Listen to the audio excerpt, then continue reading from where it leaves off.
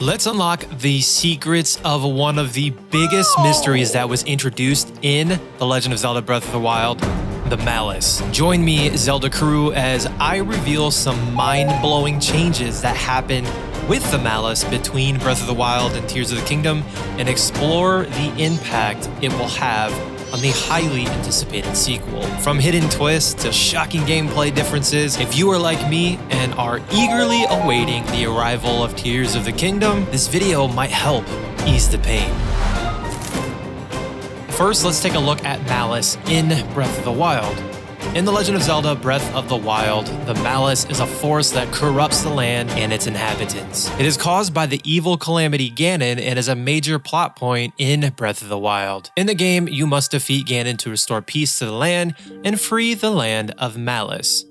In Breath of the Wild, the Malice is presented as an extremely powerful, corrupting force that affects the entire land and all of its inhabitants. It is a massive manifestation of the evil power of Calamity Ganon, who turns out to be the main protagonist of the game. The game's story centers around our efforts as the hero to defeat Calamity Ganon and put an end to the malice that he has unleashed upon the land. Now, throughout your journey of Breath of the Wild, you will encounter malice in various forms throughout the game, from corrupted monsters of the dark to the twisted landscapes that it has affected. This game's mechanics also reflect the presence of malice, as you must contend with various environmental hazards and challenges that are directly caused by the corruption. Defeating Calamity Ganon is the only way to restore peace to the land and free it from the grip of malice.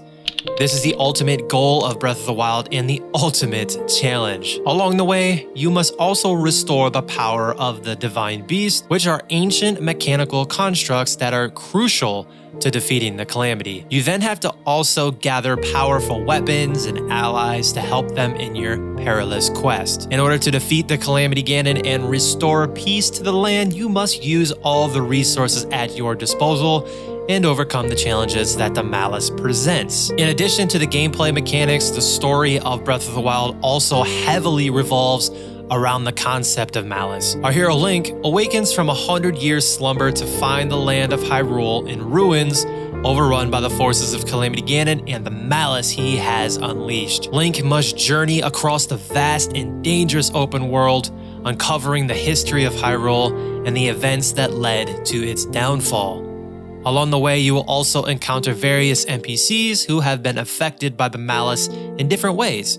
Some have lost their loved ones, some have been turned into monsters or lost their homes, and of course, it is your job as the hero of the wild to help them all. Breath of the Wild also explores the theme of redemption, which is pretty cool, as you encounter characters who have been corrupted by malice, and you must choose whether to spare or defeat them. The game also features a number of powerful items and weapons that are associated with the ancient heroes of Hyrule who fought against Calamity Ganon and the Malice in the past. These items and weapons not only aid you in combat, but also serve as a reminder of the sacrifices of those who came before and the importance of carrying on their legacy to defeat the Malice once and for all. The Malice in Breath of the Wild is not just a gameplay mechanic, in my opinion, but also a major theme that runs throughout the story and the world of the game. The journey to defeat Calamity Ganon and free the land from malice is a journey of discovery, adventure, and ultimately redemption. And it all culminated in the final battle against Calamity Ganon, where you must use everything you have learned, every ally you have gathered, and every weapon you have acquired to defeat the Calamity, the Malice, and restore peace to the land. Alright, Zelda crew, let's fast forward to Tears of the Kingdom as far as the Malice in the game, and this is sort of where my theory takes over. In the highly anticipated sequel, Tears of the Kingdom, I believe we will see a different form of malice. The malice in Tears of the Kingdom is not caused by a single villain like Calamity Ganon, but rather by the actions of the people themselves. This new form of malice is more subtle, and it's caused by the greed and corruption of the kingdom's inhabitants. This change in malice is not only a game changer, but also a reflection of the real-world issues of today. In Tears of the Kingdom, I think the concept of malice could be presented in a completely different way compared to Breath of the Wild. Instead of being caused by a single powerful villain like Calamity Ganon, the malice in Tears of the Kingdom could be caused by the actions of the people themselves. This new form of malice is more subtle and insidious, creeping into the hearts and minds of the inhabitants of the kingdom. I think this change in malice is reflective of the real world issues of today, where corruption and greed often lead to the suffering of innocent people.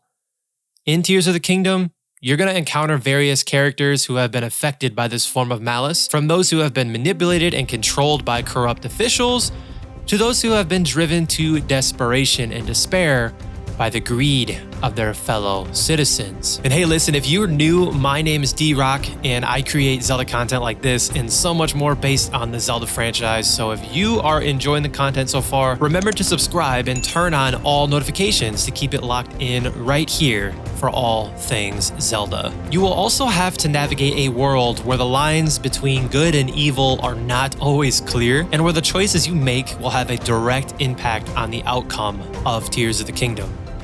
You will have to make moral choices that will affect the fate of the kingdom and its inhabitants. In this way, Tears of the Kingdom would offer a more nuanced and sort of complex portrayal of the concept of malice, one that is more reflective of real-world issues. In addition to this, the gameplay of Tears of the Kingdom could also reflect this change in malice. Tears of the Kingdom could offer an even more open-ended and non-linear structure. Might be kind of difficult because Breath of the Wild was huge on this, giving you more freedom to explore and interact with the world and its inhabitants. The game might also feature more complex systems of morality and reputation, where each and every action and choice will affect how they are perceived by the characters they encounter. The change of malice in Tears of the Kingdom from a powerful and extremely visible force caused by a single villain to a more subtle and insidious force caused by the actions of the people themselves, to me is not only a game changer, but also a reflection of the real-world issues that we deal with on a daily basis. As we have discussed, the change in malice in Tears of the Kingdom from a powerful and visible force caused by a single villain to an insidious force caused by the actions of people also bring a change in gameplay. In Breath of the Wild, the gameplay is centered around defeating Calamity Ganon, the primary source of malice in the game, where you must journey across the land, gathering weapons, allies, and the power of the Divine Beast in order to defeat Calamity Ganon and restore peace to the land, right? Well, what if in Tears of the Kingdom the gameplay is more open-ended and even more non-linear? You will have to take a different approach to deal with the malice, as the malice is caused by the actions of the people. Then you will have to interact with the inhabitants of the kingdom, make more choices, and solve even more problems that will affect the outcome of the game.